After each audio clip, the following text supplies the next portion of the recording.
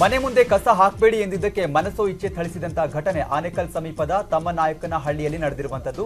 ಕುಡಿತಕ್ಕೆ ದಾಸನಾಗಿರುವ ಲೋಕೇಶ್ ಪಾಳು ಬಿದ್ದ ಮನೆಯಲ್ಲಿ ವಾಸ ಮಾಡ್ತಾ ಇದ್ದ. ಆದ್ರೆ ನಾರಾಯಣಪ್ಪನ ಕುಟುಂಬ ಆಗಾಗ ಮನೆ ಮುಂದೆ ಕಸ ರಾಶಿ ಹಾಕ್ತಿತ್ತಂತೆ. ಮನೆ ಬಳಿ ಕಸ ಯಾಕೆ ಹಾಕ್ತೀರಾ ಅಂತ ಲೋಕೇಶ್ ಕೇಳಿದ್ದಕ್ಕೆ ನಾರಾಯಣಪ್ಪ ಸೇರಿದಂತೆ 3 ಜನರು ಮನಸೋ ಇಚ್ಛೆ ಹಲ್ಲೆ ಮಾಡಿದ್ದಾರೆ.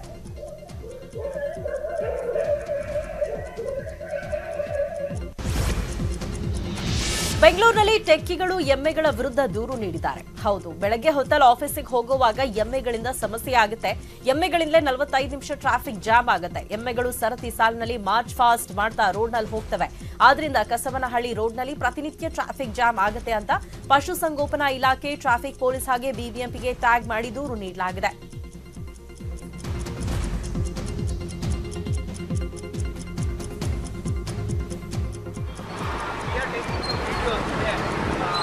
ಕೃಷಿಯಿಂದ ಪ್ರತಿದಿನ, ಪ್ರತಿ ತಿಂಗಳು, ಪ್ರತಿ ವರ್ಷ ಅಷ್ಟೇ ಅಲ್ಲ, ನಿಮ್ಮ ರಿಟೈರ್ಮೆಂಟಿಗೂ ದುಡಿಮೆ ಮಾಡಬೇಕಾ? ಮತ್ತೆ ಆಗ್ತಡ ಫ್ರೀಡಮ್ ಆಪ್ ಅನ್ನ ಈಗಲೇ ಡೌನ್ಲೋಡ್ ಮಾಡಿ.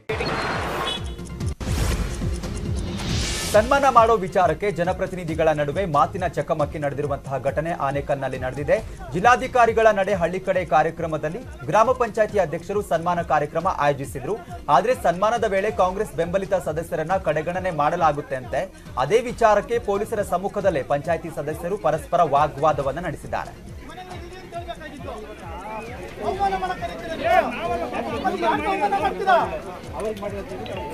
ಈಗ ತಾಲೂಕು ಪಂಚಾಯತ್ ಸದಸ್ಯರು ಇಲ್ಲಿ ಮೆಂಬರ್ ಇದ್ದಾರೆ, ನೀವು ಬೇಕಾದವ್ರು ನೀವು ಮಾಡಿದ್ರಿ, ಬೇರೆಯವ್ರಿಗೆಲ್ಲ ಮಾಡಲ್ಲ. ಯಾಕಂದ್ರೆ ಅವ್ರು ಕೇಳ್ತಾರಲ್ಲ, ಅವ್ರಿಗೆ ಕೇಳ್ತಲ್ಲ, ಅಧಿಕಾರಿ ಕೇಳ್ತಲ್ಲ. ರಾಜಸ್ಥಾನದಲ್ಲಿ ಕಾನೂನು ಸುವ್ಯವಸ್ಥೆ ಹದಗೆಟ್ಟಂತೆ ಕಾಣ್ತಿದೆ. ಅದರಲ್ಲೂ ಸಿಎಂ ಅಶೋಕ್ ಗೆಹ್ಲೋಟ್ ಅವರ ಜಿಲ್ಲೆ ಜೋಧ್ಪುರದಲ್ಲಿ ಆಗಾಗ ಹಲ್ಲೆ ಕೇಸ್ಗಳು ನಡೀತಾ ಇವೆ. ಇದೀಗ ಹಾಡ ಹಗಲೇ ಯುವಕನ ಮೇಲೆ ಹಲ್ಲೆ ನಡೆಸಿದ್ದಲ್ಲದೆ ಪಿಸ್ತೂಲ್ ತೋರಿಸಿ ಬೆದರಿಸಲಾಗಿದೆ. ಆದ್ರಿಂದ ಸಿಎಂ ಗೆಹ್ಲೋಟ್ ವಿರುದ್ಧ ಬಿಜೆಪಿ ಕಿಡಿಕಾರಿದೆ.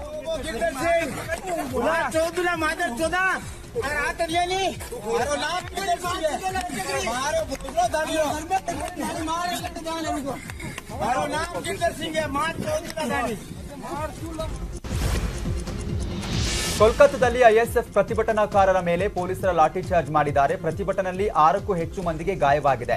ಪೊಲೀಸರ ನೇತೃತ್ವದಲ್ಲಿ ನಗರದ ನೆಹರು ರಸ್ತೆಯನ್ನ ತೆರವುಗೊಳಿಸಲು ಮುಂದಾಗಿದ್ರು. ಈ ವೇಳೆ ರಸ್ತೆ ತೆರವಿಗೆ ಐಎಸ್ಎಫ್ ಕಾರ್ಯಕರ್ತರು ವಿರೋಧವನ್ನ ವ್ಯಕ್ತಪಡಿಸಿದ್ದಾರೆ. ಪ್ರತಿಭಟನಾಕಾರರ ಮೇಲೆ ಪೊಲೀಸರು ಅಶ್ರುವಾಯು ಸಿಡಿಸಿ ಲಾಠಿ ಚಾರ್ಜ್ ಮಾಡಿ ಜನರನ್ನ ಚದುರಿಸಿದ್ರು.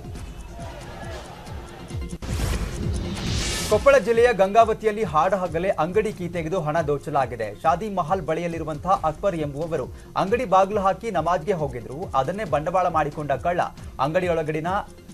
ಅಂಗಡಿಯೊಳಗಡೆ ಬಂದು 50,000 ರೂಪಾಯಿ ಕದ್ದಿದ್ದಾನೆ.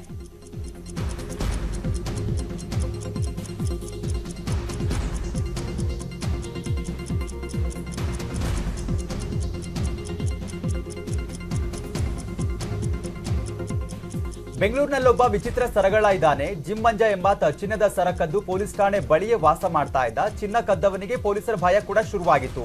ಅದೇ ಭಯದಲ್ಲಿ ನಿತ್ಯ ಪೊಲೀಸರ ಮೇಲೆ ಕಣ್ಣಿಟ್ಟಿದ್ದಂತೆ. ಪೊಲೀಸರಿಂದ ತಪ್ಪಿಸಿಕೊಳ್ಳಲು 20 ಕೆಜಿ ಕಡಿಮೆ ಆಗಿದ್ದಂತೆ. ಈತ ಪೊಲೀಸರ ಕಣ್ಣಿಗೆ ಬಿದ್ದಾಗಲೂ ಕೂಡ ಅನುಮಾನ ಬಂದಿರಲಿಲ್ವಂತೆ. ಆದ್ರೆ ನಸೀಬು ಕೆಟ್ಟಾಗ ಚೆನ್ನಮ್ಮನ ಕೆರೆ ಅಚ್ಚುಕಟ್ಟು ಪ್ರದೇಶ ಠಾಣೆ ಪೊಲೀಸರು ಕೈಗೆ ಮಂಜ ಸಿಕ್ಕಿ ಬಿದ್ದಿದ್ದಾನೆ.